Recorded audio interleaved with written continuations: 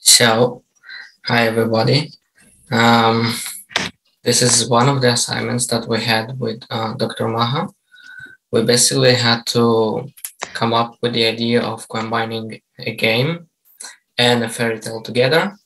And so I chose a fairy tale, the Little Red Riding Hood, and the game which is Skyrim. So the Little Red Riding Hood, we probably already know who she is, Kipaduma.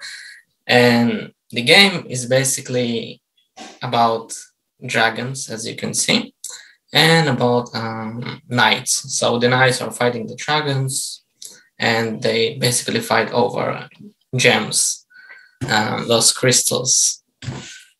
And I'll show you the game, and then I'll reflect on it. So hopefully you will enjoy it. Moment. So here we have a picture of like a photo from the game and one picture from the fairy tale itself.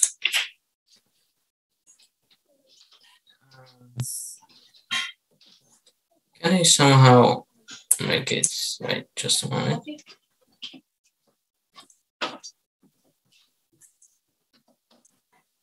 So basically here, the story actually begins with the Little Red Riding Hood, and I tell that it begins in her village, and from there, her mother tells her to grab this the gems and to basically bring it to her granny, and instead of facing the wolf on her way there, she faces something else, and you will see. So she basically walks her way, walks to the path. Don't mind the pictures; it was so hard to find them. Seriously, and the character is weird, but and she basically gets to her granny. She's about to give her the basket of gems, and the dragon's comes up and steals it with the grandma. So they fly away together. It basically takes her. And Granny basically turns into a superhero and kind of, saves the day. But the little girl doesn't know it because she's too young to know that. And then the story basically kind of ends here without the girl really knows what happened. She meets with her mother halfway to the house, and they basically go back home. It's a very short one, but it was so hard to make it. So let me reflect on it. Let me stop sharing just a moment because I have a note on my computer. Just a moment. Okay. So at first it was really hard for me to kind of combine these two things together because I had to sit down and think a lot. I've even watched a couple of YouTube videos in order for me to understand how to do it correctly. And in the end, I kind of managed to do so. So the characters were actually, I took them from Google Photos. And it took me about 2 days to find the correct characters because I'm a person who sometimes I put something there and I take it out because it just looks weird and it doesn't fit the environment and the background photos. And then after I managed to do all that with the characters and the background pictures, the hardest part was to kind of build up the plot where the granny basically turns into a Superman and saves the girl, but she isn't a Superman. She basically unlocked a skill which exists in the woman. Yeah, super granny, and basically she unlocks the skills and and saves the day. There basically were tons of challenges where it came to writing the story. I'm used to write stories with, like, I write stories from time to time at home, like some short ones for myself. But combining a game and a fairy tale together showed it kind of, it was kind of hard for me because I didn't expect it at all. And there were some challenges, as I've told before. Well, what I've actually learned from this whole process, that I basically need to work on my imagination from time to time. It was kind of hard, seriously. YouTube videos help a lot. I think the most helpful skill I had that actually helped me throughout this whole process was, as funny as it may sound, writing. So I'm used to write a lot poetry and short stories even before I began studying here, and so that kind of helped me find my way through the project. And that's about it. I enjoyed it a lot, and I hope there'll be more like this. Thank you. Let's get started. Well, before I start this presentation, I would like to say that I purposely did it short because I just want to give the time to the other students to present. So I do not want to, disturb others' times, just like that. So hi everyone. My name is Ali Asad. I am 20 years old. I live in Lakia. I study at K College. I am the first year student. And my topic is, I chose it from other topics, is the experience, and my experience in the college. So let's get started. Actually, the transitional stage from high school to college, I'm going to talk about this section. I considered this stage very difficult for several reasons.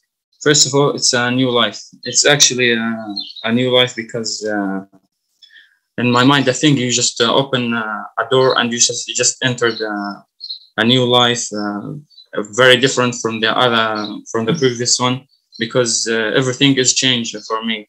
The location of the campus or the college is outside of your city, so this is very difficult for me. Also, new people in your life, a new culture, new religious. So this thing really had an impact on my experience in this college at K College.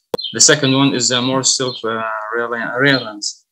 Back when I was in high school, I just felt like the teachers and everyone else just in charge of me, and I do not have to be independent, very independent, because people just take care of me. Because if I was absent from any other lessons, they're gonna call me and they say, "Where are you? When we have new materials?" So I said, I told them that, well, I have an urgent issues, something like that. But honestly, I do not have any urgent issues.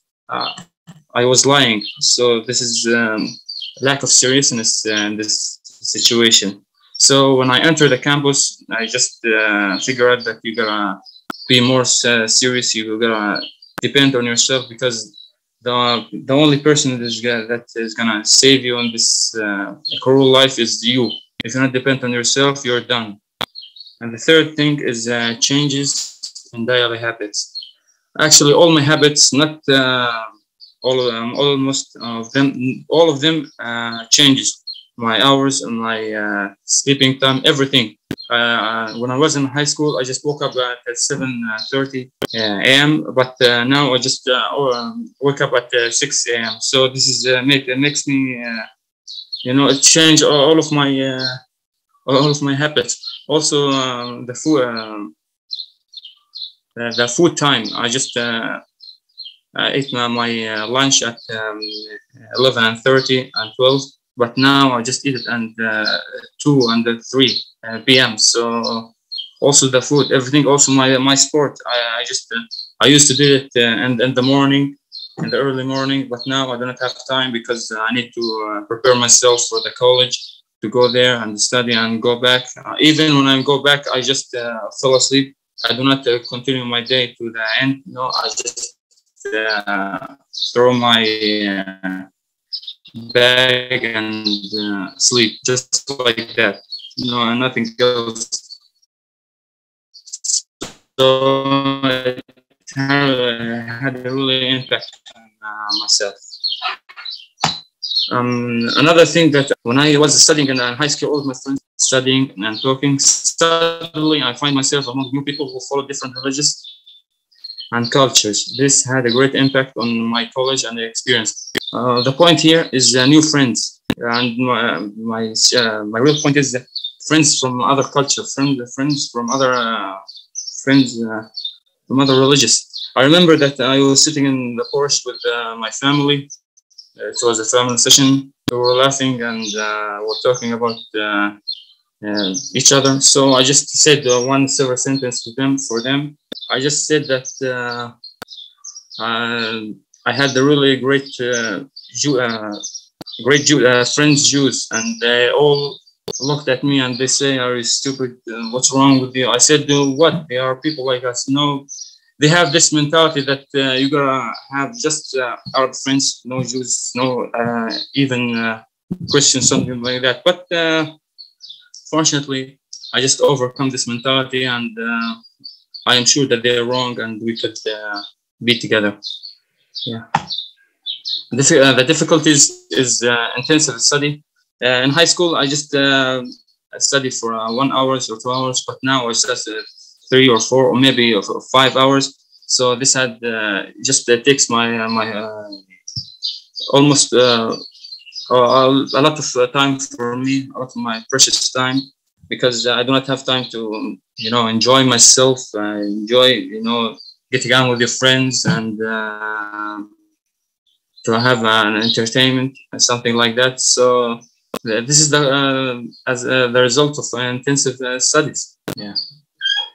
The second thing is speaking in a language other than the mother language. My mother language is Arabic, so I just guessed that when I go to the college I speak Arabic, but there it turns out that you gotta speak Hebrew. Also, I find some difficulties in Hebrew, and one of the conditions to enter it, you're gonna have at Yael test. You gotta do it 110. You're gonna have this grade 110. But fortunately, I did it, and I improved myself at Hebrew. So this is. I felt like having a Hebrew language is open a new door for me, because I just used to talk just to the people who speaking Arabic, but now I have the ability to speak to the Jews, also people who speak Hebrew, something like that. So I feel like I'm a strong man, like that. How do you adapt to this school environment? I remember that at the first day at the campus, I just was late 25 or 30 minutes to the lecture, to the Maha lecture. So I do not know what to do, who I am asking. I'm just standing in the yard and looking around myself, and no one here to help you. And you are lost in the middle of nowhere. No one's gonna help you. So I just figured out that there is two main ways that is going to help you to adapt. First of all, you're going to make friends, because friends is going to help you and a lot of things, a lot of fields, how to join, act, and help, any other things. Also, they're going to inform you with the information that you didn't know. Just like I didn't know, to be honest, I didn't know that I know, but I forget that they are required an Yale test 110. I forget it. So I guess that I do not need to do this test. But I remember they told me, my friends told me you have to do it, because if you don't, your study will be frozen and will not be continued to the second year. So this is one of the benefits. This is how I adapt myself. The second one is actually related to the first one, but it's some kind of different. It's asking for help and information. I used to be alone in the college. I used to be not asking anyone. Just you have to do it alone. You are depend on yourself. But I forgot that you just ask for help. If you not ask for help, you're gonna be lost. Yeah, so this is it. Asking for help and information. Point. We're going to share our work about inspiration. We have been asked to talk about our inspiration and what inspires us in the first semester, and we're going to present it now. So starting with Amal. Yeah, you can share the link.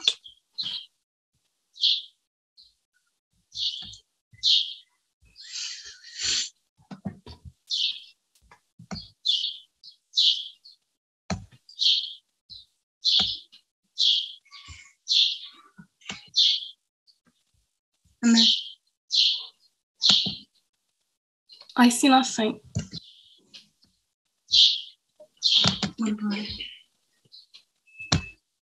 You can stop sharing and I will share my link from here. Okay.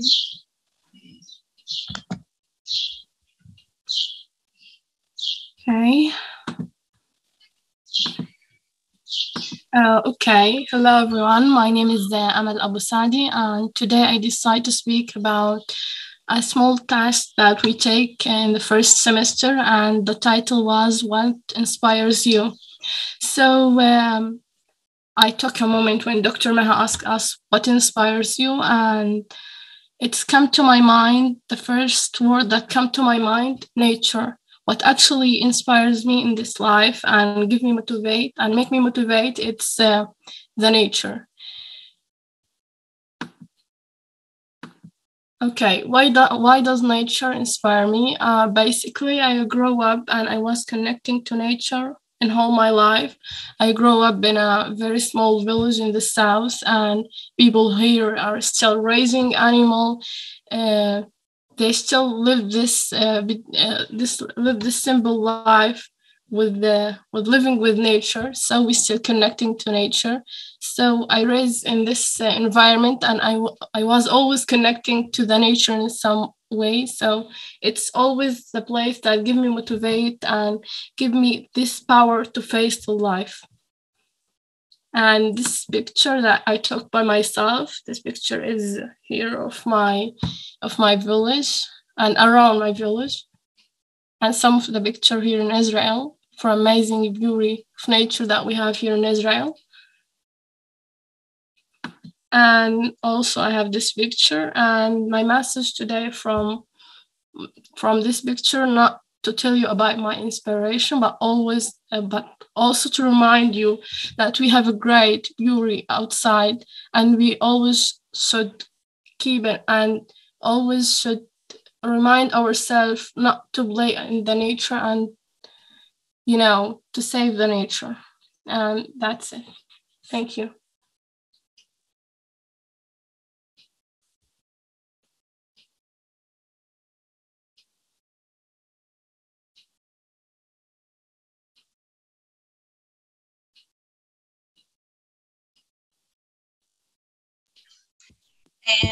And the next is Huda. Sorry. Huda. I think Huda said that her internet is not so good. So I will start. If she can, she will start. So hi everyone, my name is Busala Badr from Lakia Village, from the oral Proficiency 1 class. The first time when I was asked about inspiration and what inspires me, the first thing that popped in my mind is horses. I love horses, and the first time I opened my eyes, I was born in a Bedouin society which love horses. And my dad is a horses lover, and he was tuning horses since I was born. And I have a horse which name Ashok. Here is it. I have Tim Ashok from. It was born in 2017. I have learned a lot. Why does it inspires me? I was so weak person, and we all people weak. I have learned from horses how to be wild and free, and to be myself the way I want, and to be the person that I want, not to let anyone tell me what to do, and not to care of anyone's opinion. To be yourself is the thing that you have to do to live in this world. And that when I ride on horses, I feel free. The thing that gave me the ability to write poetries, poems, and to express about myself and my feelings without fear. And now I have 2 books and poetries expressing about myself without a fear. So that's it. That's why horses inspires me. Thank you.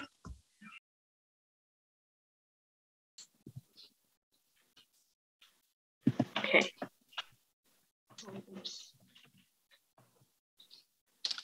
So you can see my screen, right? Yes.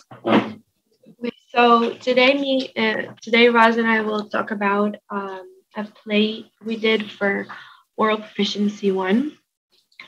Since we intend to keep it very short, I will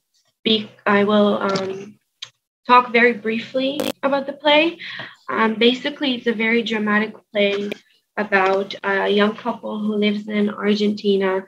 The wife has a massive secret that is kept from both her family and the audience, except for her sister. And the secret is not revealed. Sorry for disturbing you, but we cannot see your presentation. You need to do a new share to the present mode. Okay. Can you see it now? Yes. Yes. Okay. So, carrying on, the secret is not revealed even at the end of the play. And essentially, this big secret causes the couple a lot of trouble in their life, and they have to leave the country. I will show a few pictures really quickly. So this is the play. We did it in 2003 in the college. And now we will review the working process. Okay, so at first we thought about the main idea of the play. We had a fixed idea, but we needed to work on it and to develop it. And then we divided the work amongst the group members. For example, Shaha was the writer, and we all donated with a little. We all donated a little bit, whether with lines, phrases, and etc. Because when you do a play, it is not enough to know the lines and to remember the words. You need to work on facial expressions, movement, and so on. So, and in the beginning, we didn't think about who is going to change the pictures in the background or turn on and off the lights. So when we were in the hall, we needed to figure out who is going to do all those things. And finally, we performed, and it was great. Okay, so we faced a lot of challenges producing this play. First of all, we're not actors and actresses, and that is a big part. When you do a play, you need to act, and we weren't the best at it, but we did everything we could. It was our first time writing it and directing it and deciding what to do with technical things such as we've mentioned, the background and music. We never had to work with technical aspects like that. Another challenge was remembering our lines and being in sync. It's not like being a student where you have to, memorize the material and you're set. You have to know how to say what you need to say. You have to know where to look, how to exit the stage, where to go when it's not your scene. And also you need to cooperate, with your fellow actors and actresses. You all need to be in sync. You're not just giving one monologue. And so that's what we had.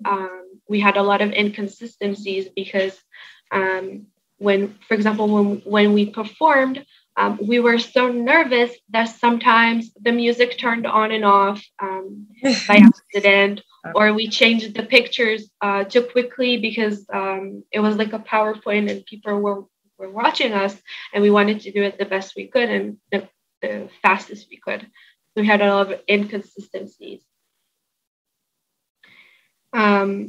Overall, it was an amazing experience because not only we got to be ourselves and laugh together and work together, but we also got to be creative, which is a big part of oral proficiency. One, Maha always demands creativity from us, and we really got to express ourselves and our thoughts and feelings, as well as producing and putting up a play. And we truly felt like doing the best we could, and we truly tried to be as professional as we can with the little talent that we had. Teamwork was very important because, as Raz has mentioned, it's not enough for you to know the lines and that's it. You need to work with everybody else, and you need to let everybody give a little bit of themselves. We got to practice our English and speak in English nonstop because the 90% of the play was, of course, in English, and then 10% was in Spanish. So that was also kind of interesting. Okay, for me, at first it was intimidating since I've never performed on stage before. But during the process of writing and rehearsing, I had a great time, and I learned a lot about plays and the works of them. And my confidence grew, and I felt that my ability to express myself has improved as well. And moreover, working as a group was beneficial. And I would like to add that it was a challenge that taught me a lot, but in a fun way. And I think it is important and can benefit us as future teachers to know how to stand confidently in front of the students. Thank you. And today, the annual English Day, I will present the Toastmaster, which I learned at the Oral Proficiency course with Dr. Maha. In this presentation, I'll talk about introduction to Toastmaster, writing and preparations, and my experience. So first things first, what is a Toastmaster? Toastmaster definition is a person responsible for proposing toast, introducing speakers, and making other formal announcements at a large social event. The motto of Toastmasters is where leaders are made, and in a moment you'll understand why. The speech should take between 5 to 7 minutes. It should give you an ideal window of opportunity to make a few solid important points before the audience's mind wanders, or in other words, before you lose them. What do you gain from it? So this is what I said before, the motto, where I mentioned it. You improve your public speaking skills. You build your self-confidence and self-awareness, you build leadership skills and improvisation skills. And I think that if you are looking at all of these skills, these are things that we need as teachers, as future teachers, and they're very important. Moving on to the writing and preparations. So before you actually presenting in front of the class, you actually need to work on the writing part. So the first thing that you need to do is to choose a topic. So how to choose a topic? I think that you need to find something that you're passionate about, do some brainstorming about it, add your personal perspective and maybe personal story to it. And remember that not everything that is interesting for you will be interesting to others. So try to find a few points and, focus on them. Try to make them as interesting as you can. Try to convey the message clearly. So how do you prepare for this? First of all, Toastmaster has a structure and it goes like this. You need to find an interesting topic. You need to present your topic with a personal story. The structure is built from opening, body, and conclusion. In the opening part, you make sure your opening is clear and captivating. The body will present the main points, and at the conclusion, you need to sum up your points and end with impact. A few tips that helped me go through this: practice, and practice some more. Practice in front of the mirror, practice in front of a friend. The more the merrier. As long as you keep practicing. A small number of details can have a considerably bigger influence than a large number of them. Remember when I told you not everything that is interesting for you will be interesting to others? So keep the number of details and the number of points very small and short. And notes, write notes, keep them short and effective. You can actually present the Toastmaster with a little piece of paper that can remind you paragraphs, points, etc., etc. Now, let me tell you about my experience. It was very stressful at first. Even though I prepared a lot in front of the mirror, I was still afraid to forget some important points. I think the essence of a Toastmaster is first and foremost to connect with your audience. Once you've managed to captivate them, your message will be able to get through successfully. It's not easy, but I think that it's also what we need to do in class as teachers. We need to find exciting ways to teach, sometimes add our own personal touch to the lessons, and add a sense of humor, of course. This way we can enjoy the work and make the students enjoy the lessons. Thank you.